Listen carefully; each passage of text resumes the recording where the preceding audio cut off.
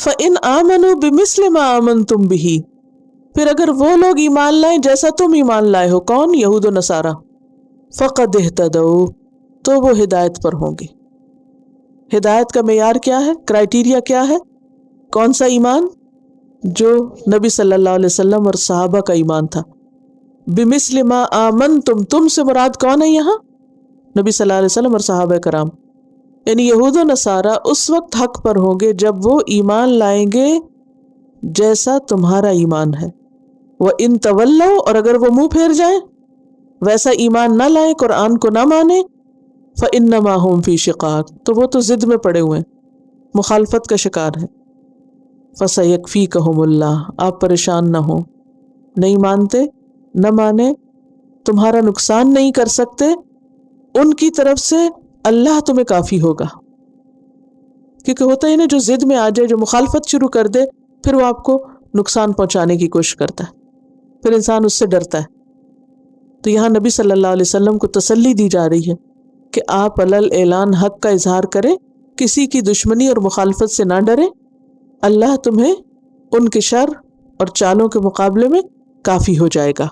یعنی اس میں نبی صلی اللہ علیہ وسلم کو خوشخبری دی جا رہی ہے۔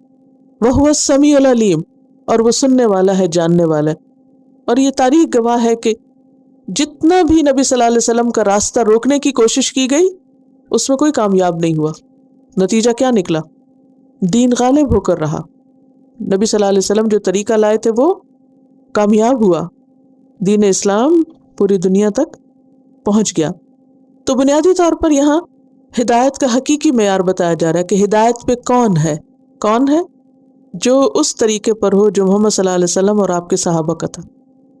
ہمیں آج کے دور کی مثالوں کو نہیں دیکھنا کہ وہ فلاں لیڈر بہت اچھا تو اس کے پیچھے جاؤ۔ معیار کیا ہے ہدایت کا؟ محمد الرسول اللہ صلی اللہ علیہ وسلم اور آپ کے صحابہ، صراط الذین انعمت علیہم۔ اور آپ کا طریقہ کون سا طریقہ تھا؟ اسلام کا طریقہ تھا، جو دراصل ابراہیم علیہ السلام کا طریقہ تھا۔ اور ابراہیم علیہ السلام کسی گروہ میں سے نہ تھے، کسی خاص فرقے میں سے نہ تھے۔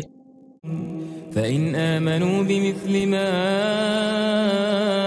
آمَنْتُمْ بِهِ فَقَدِ اهْتَدَوْا وَإِنْ تَوَلَّوْا فَإِنَّمَا هُمْ فِي شِقَاقٍ فَسَيَكْفِيكَهُمُ اللَّهُ